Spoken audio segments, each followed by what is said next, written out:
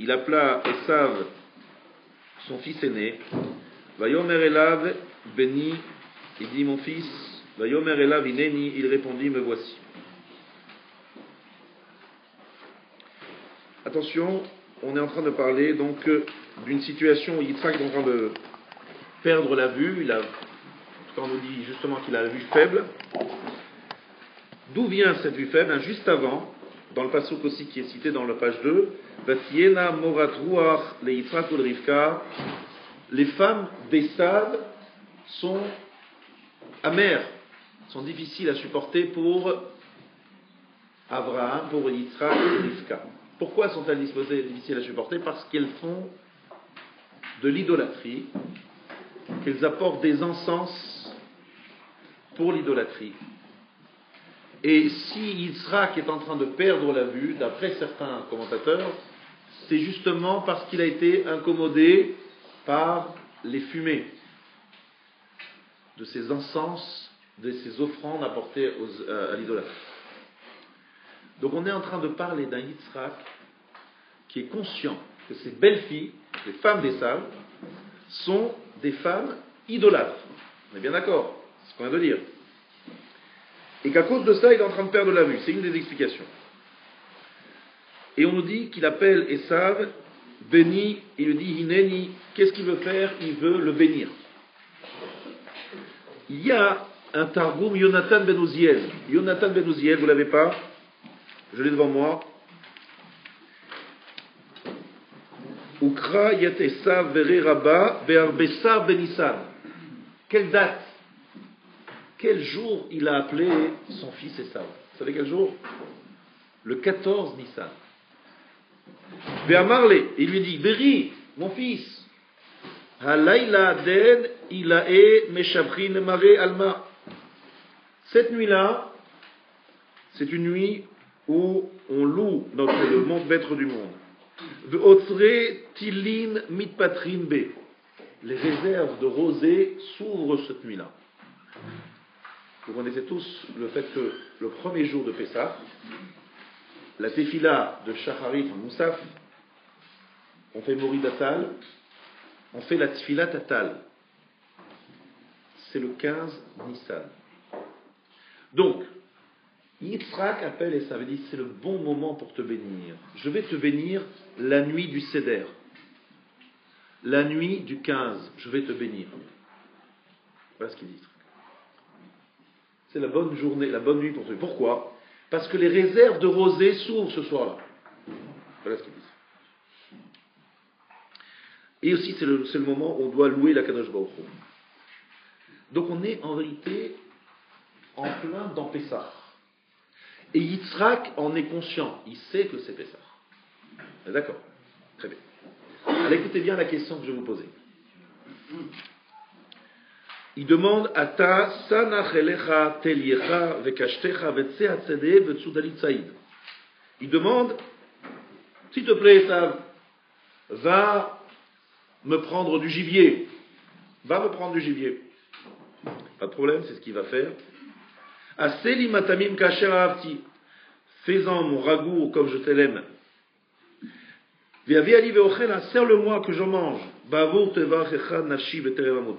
Afin que mon cœur te bénisse avant ma mort. Donc avec Esav, le message est clair. Il sait que c'est Pessah, et il lui demande du gibier. Vous êtes bien d'accord?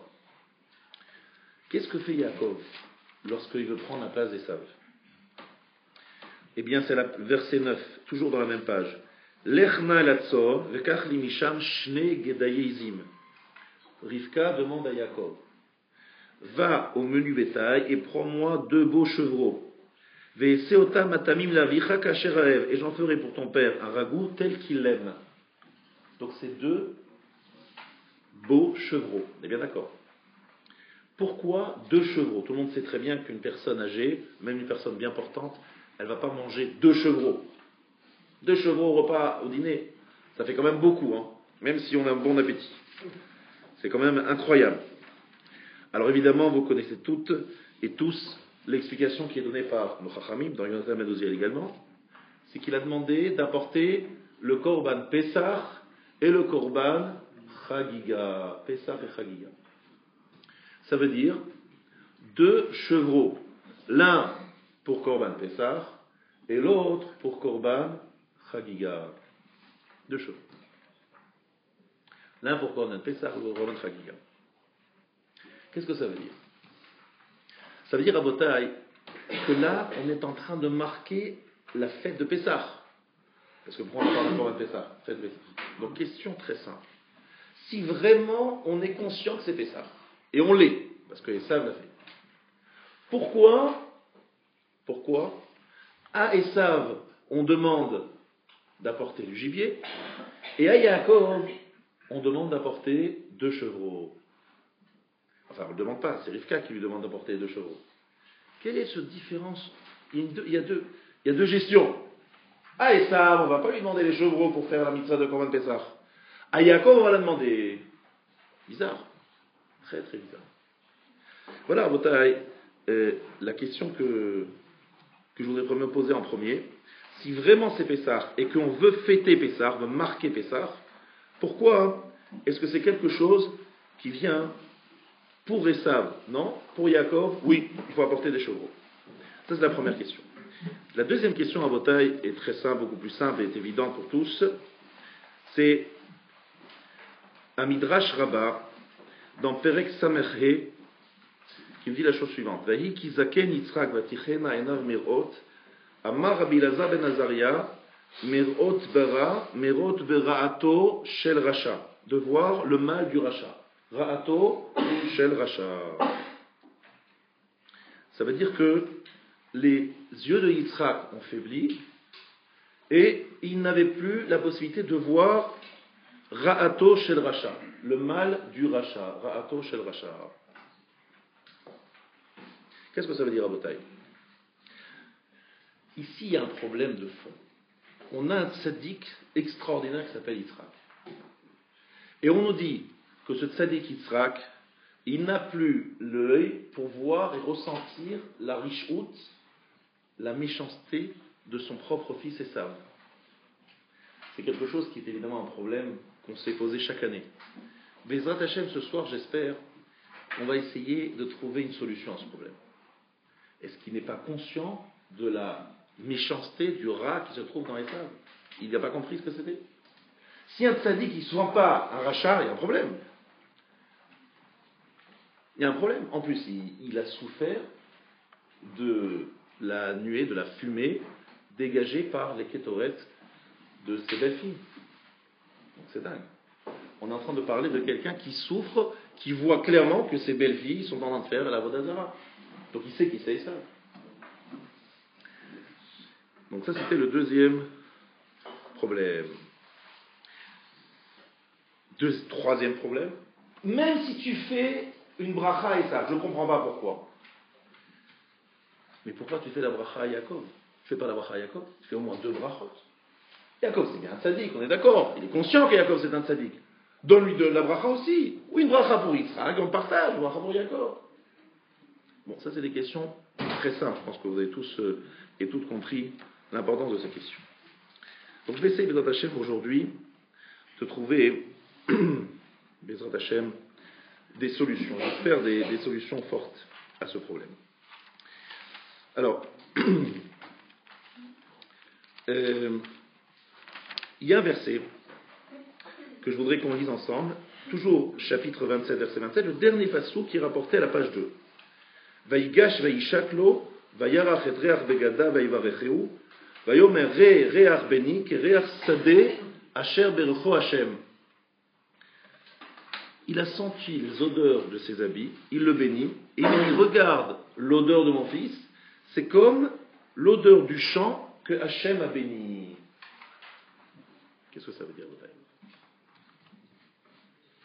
Comme l'odeur du champ que Hachem a béni. C'est quoi cette odeur qu'il sent ici? De nouveau, Yonatan ben Uziel. Qu'est-ce que dit Grear Sadeh? Il nous dit Toret Busmaya. Deatida mitkarva betava bemakdesha deitkare chagal divrich. Il dit c'est la même odeur que l'odeur des kétoret. L'odeur qui se dégage des habits de mon fils, c'est l'odeur des kétoret. Qu'est-ce que ça veut dire, Botaï? Pourquoi les kétoret? Qu'est-ce qu'elles font ici, les kétoret? Oui, c'est vrai, les kétoret, ça sent bon. Donc les habits de Yitzhak sentent l'odeur des kétoret. Magnifique. C'est vrai que ça sent bon. Mais ça s'arrête là. Pourquoi amener ici les kétoret? Ça, c'est ce que dit ici Odin Menouziel. Donc je résume. Nous avons posé ici 4 questions.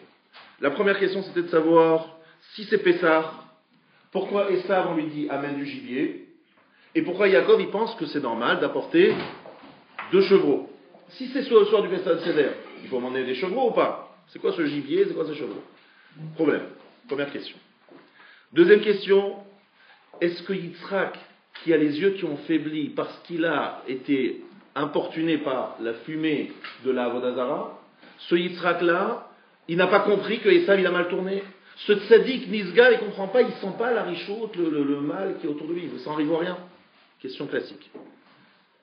Troisième question, même s'il est conscient de la richoute de Esav, il a compris, mais comment est-ce qu'il ne parle pas, il ne donne pas une bracha à Yaakov? C'est pas possible. Il ne donne pas une bracha à Yaakov. Il partage. Quatrième question que vous nous posez, pourquoi est-ce qu'on parle des kétoret? Parce qu'il s'approche, Yaakov, de Yitzhak, et Yitzhak, finalement, il hésite, il dit, je suis embêté, il y a la voix de Yaakov, mais il y a un problème. Je sens pas, il n'est pas rassuré. Il sent l'odeur des kétoret, il dit, ah, s'il y a l'odeur des kétoret, je peux bénir mon fils. C'est bon, c'est lui. Qu'est-ce que c'est que cette odeur de kétoret? Voilà, Rabotai, les 4 questions sur lesquelles nous allons, Bezat Hashem, répondre ce soir. Je voudrais ici emprunter l'approche du Shem Mishmuel. Alors, ce que j'ai fait, c'est que j'ai fait un mixage de 4 Shem Mishmuel. C'est une construction un peu personnelle, mais j'ai pris 4 Shem Mishmuel et je vous ai fait un gros, voilà, et je vais essayer d'arriver à une conclusion, Bezat Hashem.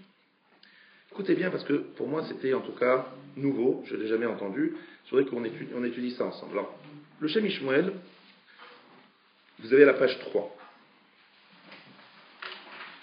Nous allons commencer par la dernière question. Les kétoret. Pourquoi les kétoret? Akorbanot, donc page 3, référence 1. Kol akorbanot hem inyan, qui kavan inyan kirouv. Vechol ish asher bomum lo yikra, ve'en gadol mi shenikra racha. Donc, un korban, un sacrifice, c'est donc un animal que l'on apporte en sacrifice sur l'autel, doit par définition ne pas avoir de défaut. Un korban, c'est un animal qui n'a pas de défaut. Pourquoi? On apporte un korban qui a un défaut, c'est quelque chose qui ne s'entend pas. On apporte une offrande à Hachem. Il faut que ça soit parfait, nickel. Très bien. Pas de défaut. Pourquoi? Parce que korban, c'est se rapprocher d'Akadosh Baruch. Ach inyan ketoret ou targum chez la shon kishur.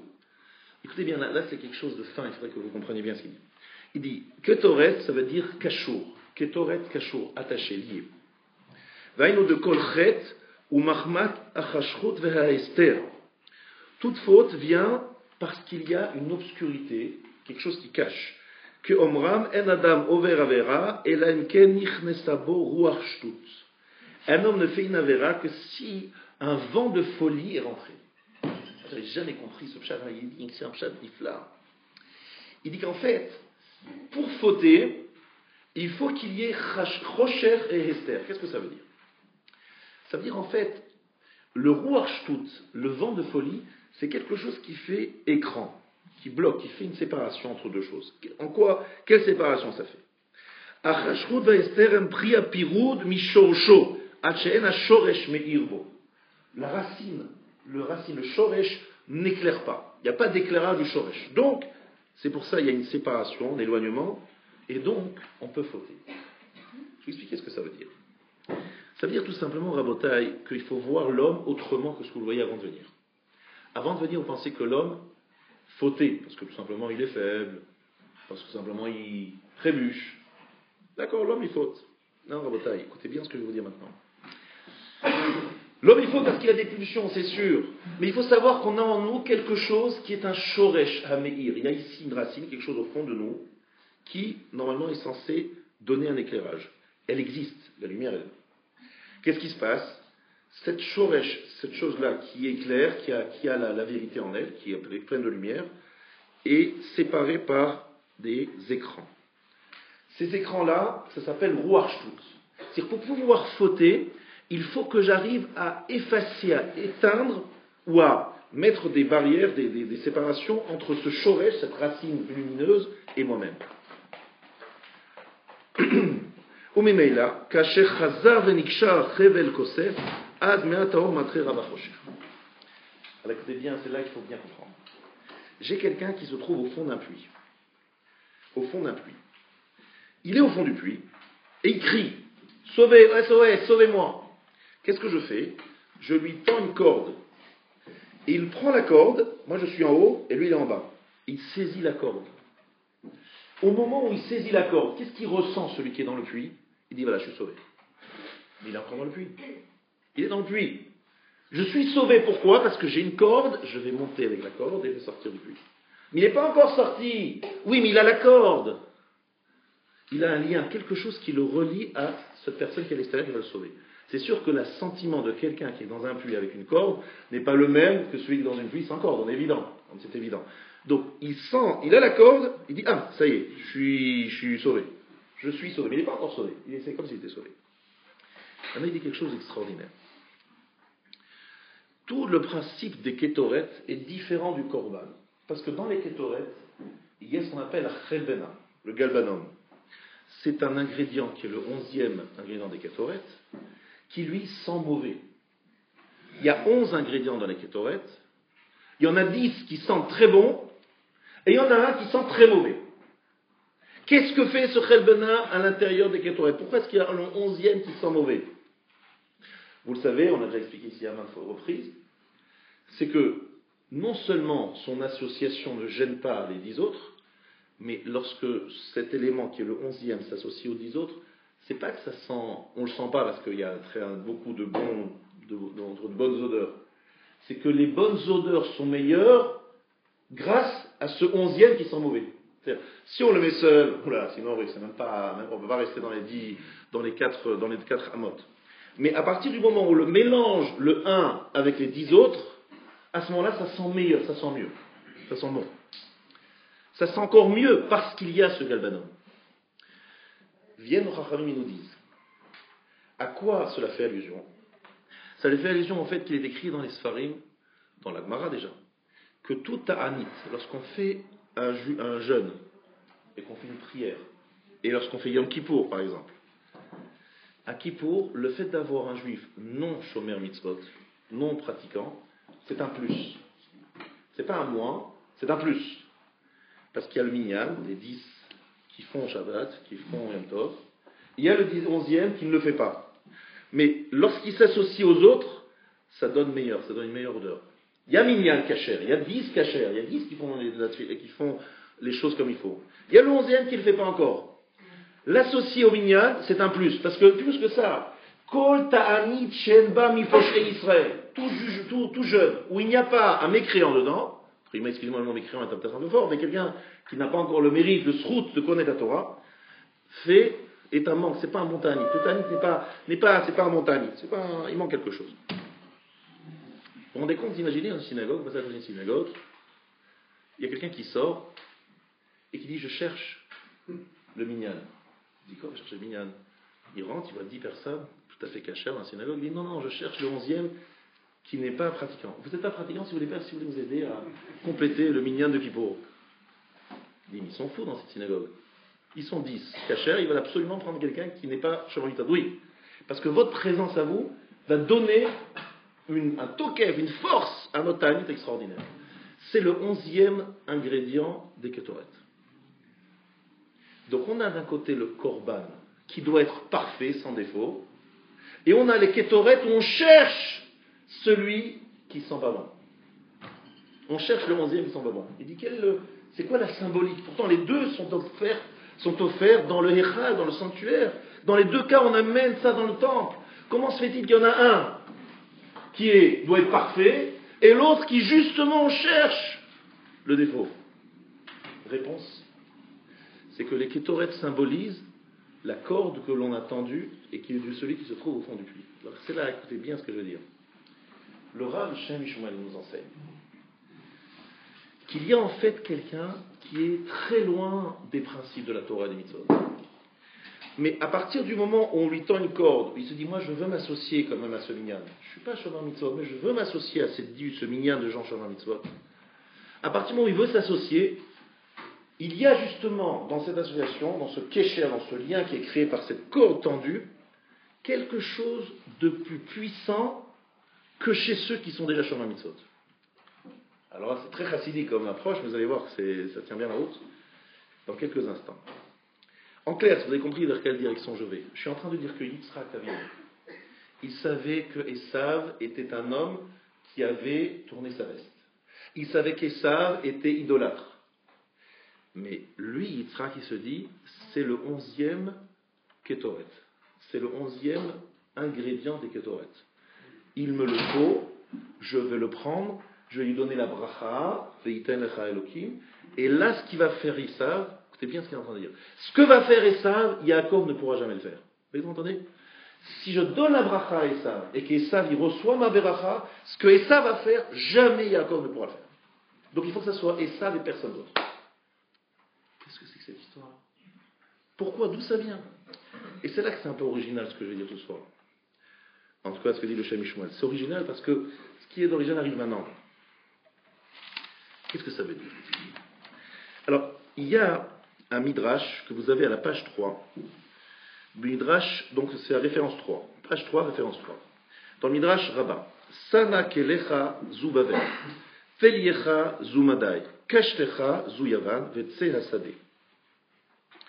Donc, si vous voulez revoir le verset de quoi ici, parce qu'en fait le midrash se rapporte évidemment à un verset, je vous invite à regarder le verset, c'est la page 2, verset 3. On a donc Yitzhak qui demande à son fils Esav d'aller faire la chasse. Qu'est-ce qu'il lui dit? Sana kelecha, je te prie, prends tes armes, ton carquois et ton arc. Va au champ et prends du gibier pour moi. Franchement, vous pensez que Esav, il a besoin d'avoir de la part de Yitzhak la liste des outils dont il aura besoin pour faire la chasse? Franchement, réfléchissons bien. Est-ce que vraiment Esav a besoin de Yitzhak pour dire, tu sais, attention, n'oublie pas ton arc. Et n'oublie pas non plus le carquois. N'oublie pas non plus les armes. Attendez, ça va, je suis un chasseur diplômé, professionnel. Moi, Esav, je suis the chasseur. Il n'y en aura pas après moi, comme moi, je suis the chasseur.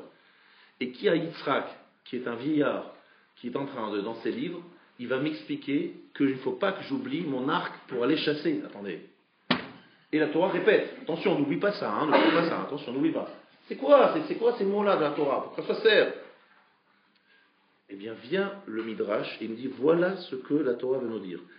Sana kelecha zu Bavel. Prends Bavel. Tel yecha, le deuxième terme qui parle d'un autre outil, zu Madai. Prends Madai. Kashtecha. Prends la Grèce. C'est quoi ces trucs-là? C'est les 3 exils qui précèdent celui de Édom, puisqu'il y a 4 exils en tout. Il y a l'exil de Babylone, il y a l'exil de Mède et l'exil de Grèce. Et puis après, l'exil de Édom. Mais Édom, il englobe les 3 autres. Enfin, c'est un 4e qui englobe tous les autres. Donc il dit à Esav, je veux que tu prennes avec toi les 3 exils. C'est quoi cette histoire? C'est qu'il va les prendre pour faire quoi? Que dit le Midrash? Qu'est-ce que ça veut dire prendre ça? Alors, le Avnei Nezer a expliqué, dit le Shem Ishmael, il a voulu que Esav règle le problème, et Magbia, qu'il fasse le tikkun des 3 exils, qu'il fasse le tikkun des 4 exils. C'est quoi cette histoire? Alors écoutez-moi bien, ça là le point original. Il y a une Gemara dans Chulin Daf Nun Chet. Écoutez bien cette halakha. Si vous avez un animal, vous savez, connaissez tous le principe de taref. Qu'est-ce qu'on appelle taref? C'est quoi un animal qui est taref? Un animal taref, c'est un animal qui ne peut pas vivre 1 an. Et pourquoi il ne peut pas vivre 1 an? Parce que tout simplement, il a une maladie. Ou bien il a été touché par un autre animal qui lui a fait une blessure. Enfin, en 2 mots, il a une blessure qui fait qu'il ne pourra pas vivre 1 an. Ça s'appelle taref. La question que pose la Gemara, si un animal taref est enceinte, si cet animal est taref, il va mourir dans l'année, mais elle porte un fœtus dans le corps. Quel est le statut de ce fœtus? Est-il taref ou est-il kasher? C'est la question. Alors vous connaissez la réponse, je suis très content, mais on va regarder dans Nunchet, page 58, moi je ne la connaissais pas, mais c'est intéressant. Vla trefa. Im nitabra ou le basov ni trefa, je suis à la page 3, référence 4.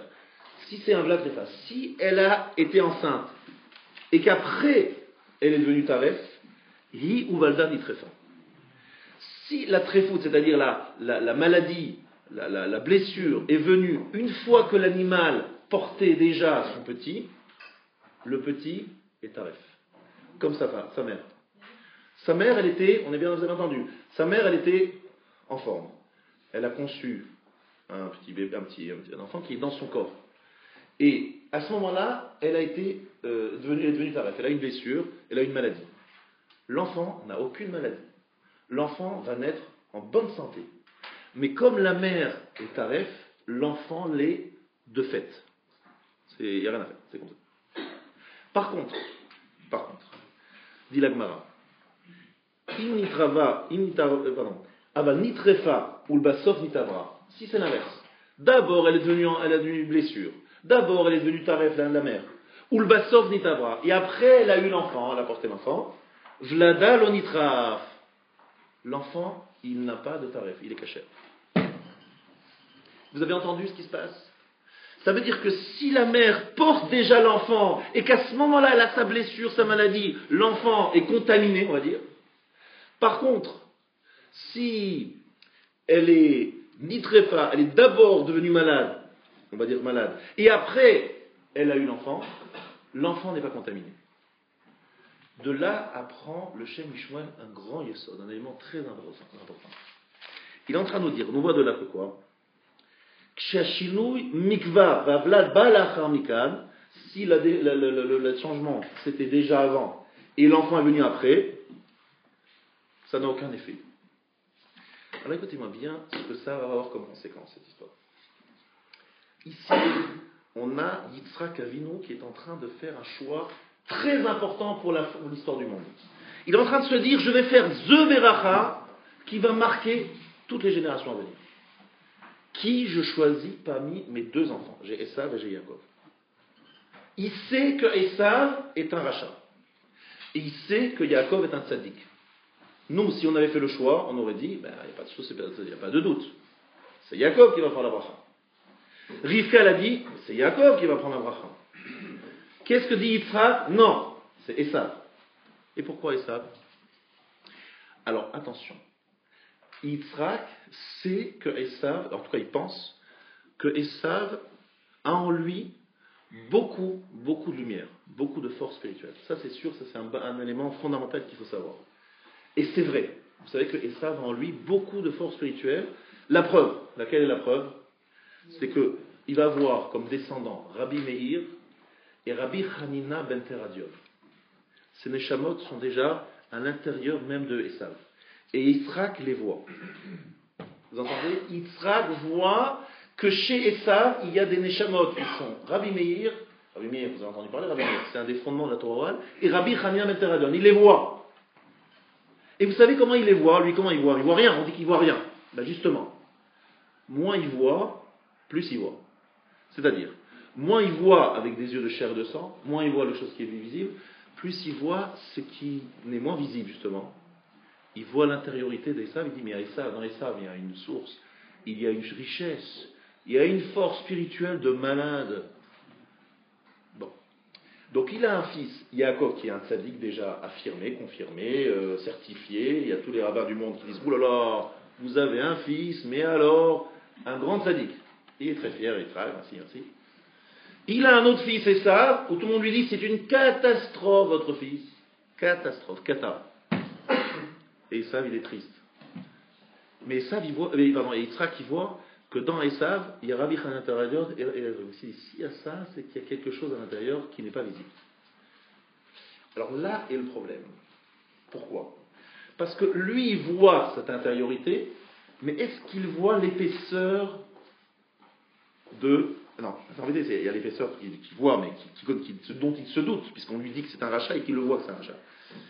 Mais là où le problème, c'est est-ce que, en faisant le système Kétoret, il va récupérer Esav, oui ou non? C'est ça la vraie question. C'est ça la vraie question. Écoutez bien la question.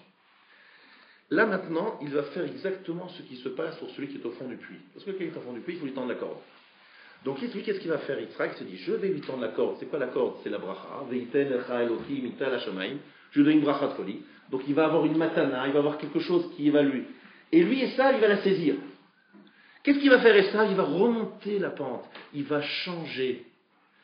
Et lorsqu'il va changer, qu'est-ce qu'il va faire? C'est nitrefa ve'achar kach nitava. Écoutez bien, c'est ça qu'il faut bien comprendre. C'est là le point fondamental. Esav, ce qu'il a de plus que Yaakov, c'est quoi? Yaakov, c'est un tzaddik. Esav, il ne l'est pas encore. Donc qu'est-ce qu'il va faire Esav? Si vraiment Esav, il change d'attitude, si Esav, il devient différent, qu'est-ce qui va se passer? Eh bien, si Esav devient différent, peut-être que Esav, il va prendre avec lui tous ceux qui sont sous sa tutelle, il va amener tout le monde vers le vrai, vers le bien. Mais c'est possible que parce qu'Esav, il est justement taref, donc il est dans le mal, c'est-à-dire que ça vient après. Ça veut dire qu'en fait, il est le seul à pouvoir faire le tikkun pour tous ces gens-là qui sont comme lui. Il n'y a que lui qui peut le faire. Pourquoi? Parce qu'il est au fond du trou, et lui, en remontant, les gens vont s'identifier à lui. Bon, c'est plus que fort que ça. Les gens vont s'identifier à lui, ils vont dire, vous avez vu celui-là, il a fait tchouva.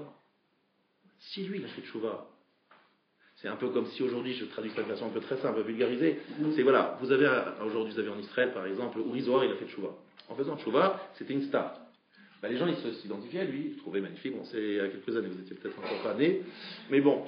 Et donc, imaginons, c'est un monsieur qui était tout à fait on va dire, l'idole des jeunes. Il a fait tchouva. Ben, évidemment, tout le monde s'est identifié à lui, il avait beaucoup plus de facilité à faire tchouva à des gens qu'un tzaddik qui a jamais fauté, etc., qui a jamais connu. C'est évident. Mais là, c'est un peu plus fort que ça.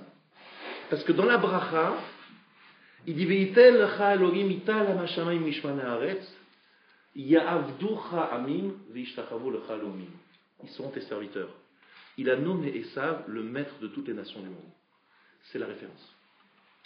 Si demain, l'Europe et les États-Unis, qui représentent Esav aujourd'hui, font teshuva entre guillemets, ils disent écoutez messieurs, on a décidé que finalement stop. Stop. Il n'y a que Dieu, que Hachem et le judaïsme. C'est sûr que le monde entier va être beaucoup plus, on va dire, influencé que si c'est un petit peuple perdu de je ne sais où. Là, on parle d'une référence de ceux qui dirigent le monde libre. Eux disent, on fait tchouva. On avance. C'est évident que ça va apporter avec eux plein de gens. Donc ce que dit Esav, je vais lui donner la bracha à Esav, je vais donner la bracha à Esav, il va amener avec lui le monde entier. Il va faire le tikkun des 3 malchouyot, des 3 exils. On n'en parlera pas des 3 exils, c'est fini. En fait, ce qu'il veut faire Yitzhak, c'est qu'il veut rattraper Brit Ben Avtarim. À Brit Ben Avtarim, on a dit à Abraham, il va falloir passer par 4 exils. Il va falloir passer par Chashecha, Emma, Chashecha. Il dit, oulala, il dit, oulala, moi j'ai trouvé un système, j'ai un fils, Esav, il va régler le problème d'un instant à l'autre. C'est lui, Esav, qui va être le metaken de tous ces galouillots. Est-ce que ça tient ce qu'il dit ça? La vérité, c'est une bonne idée. La vérité, franchement, je trouve que Yitzhak, il a une très bonne idée. Moi, si j'étais à sa place, j'aurais fait la même chose. Qu'est-ce que vous dites? Où il y a un problème? Pourquoi Rivka a la raison et pas Yitzhak? Finalement, Rivka a la raison, on est d'accord. Quel est le problème? Le problème, c'est tout ça, c'est tout simple. C'est qu'ici, il y a quelque chose qui n'est pas très clair. Les neshamot de Rabbi Meir, Rabbi Chanina de Radion, les choses positives qui sont dans Esav. Saïd Befiv, vous savez que tous les secrets Kabbalah disent que Saïd Befiv, c'est Torah Sheba Alpé. C'est une allusion à Torah Sheba Alpé. La Torah Sheba Alpé est enfermée dans Esav. C'est clair. Rabbi Akiva, il descend d'Esav. C'est plus ça. Rabbi Meir, Rabbi Chanina de Radion, c'est des gros calibres. Donc il y a quelque chose, mais la problématique est la suivante. Est-ce qu'elles sont enfermées, c'est-à-dire elles cohabitent avec Esav, ou bien Esav, et ça c'est une seule chose. Vous voyez ce que je veux dire? Est-ce que véritablement Esav est attaché à ces neshamot, est véritablement proche de cette spiritualité, ou bien tout simplement ces neshamot sont perdues, elles sont dispersées, elles sont juste posées là-bas, mais elles n'ont qu'un lien avec Esav. Alors lui, Yitzhak, il pense non, c'est en vérité au fond de Etzem, Esav il est bon au fond de lui. La seule problématique, c'est qu'il faut juste réveiller cette lumière. Et comment on réveille cette lumière? En tendant une corde à celui qui est au fond du puits. Ce qu'on appelle les kétoret. s'il y a une volonté à un moment de revenir de celui qui est Poche et Israël, on l'associe au minyan et ça fait un très beau minyan. Ça fait 11, mais justement, celui-là, il rajoutera une très bonne odeur, il va apporter quelque chose de plus. Si Esav, il a envie, ben c'est encore beaucoup mieux que si c'est Yaakov. Mais est-ce qu'il y a cette potentialité d'envie chez Esav? Est-ce que Esav, il est complètement pourri, ou bien il reste quelque chose? C'est ça la vraie question. Toute la question entre Rivka et Yitzhak, c'est ça. Est-ce que c'est complètement pourri et les descendants, comme les Neshamot de Rabbi Meir, c'est mamash, c'est une cohabitation, ça n'a rien à faire avec Esav, ou bien non, Esav il a quelque chose au fond de lui. C'est ça la vraie question. Et Rabotai, il faut bien comprendre ce que je vous dis maintenant, parce qu'en fait, il y a une conséquence pratique pour nous. Très importante pour nous. Parce que bon, Hachem, on n'est pas des Esav, non. On espère en tout cas. Mais on a tous, au fond de nous, certaines parties de certains défauts, où on a vraiment le sentiment que c'est vraiment bien pourri là-bas. Il y a une partie qui est bon, sympathique, une partie qui est un peu parvée entre les deux, il y a une partie où on a le sentiment que c'est mal barré. Et je vous ai appris quelque chose il y a très longtemps, mais je l'ai répété, je crois, de nombreuses fois, donc vous devez connaître en tant qu'élève régulier, c'est évident pour vous. Vous savez que chacun d'entre nous, il a une mida, un trait de caractère qui est lumineux, parfait, où on est au top. Et il a un trait de caractère, c'est-à-dire un défaut, mais là où on est vraiment au top, mais dans l'autre sens. C'est une catastrophe, cata. Une partie cata, mais un petit élément, et une partie magnifique, on est au top. Et entre les deux, on a toute une échelle où on a un peu mieux, un peu moins, mais tout se fait entre ces deux pôles, d'une mida extraordinaire avec une mida terrible. Donc on a tous un petit Esav, bien au fond, sur ce côté-là, cette mida-là. Comprenez? Le problème est de savoir, est-ce que cette mida-là, on peut la repêcher, ou bien c'est mort? Voilà la question que je vous pose. J'ai reçu de mon maître, le Rav Wolbe, il m'a dit, cette mida-là, il ne faut pas essayer de la repêcher. Il ne faut pas essayer de la ramener vers toi, surtout pas. Ne fais pas comme Yitzhak qui donne un bracha à Esav. C'est donner une bracha à Esav. Si tu penses prendre cette midara, ce trait de caractère où tu es vraiment mauvais, c'est une catastrophe. Tu essaies de dire, voilà, je vais faire comme Yitzhak, je vais faire la bracha, je vais m'investir là-dedans, je vais essayer de le tirer, de le ramener. Catastrophique, tu ne vas jamais le tirer. Alors comment il faut faire? Il m'a dit, fais comme ça. Tu prends ta mida tova, c'est ton outil, là où tu es bon.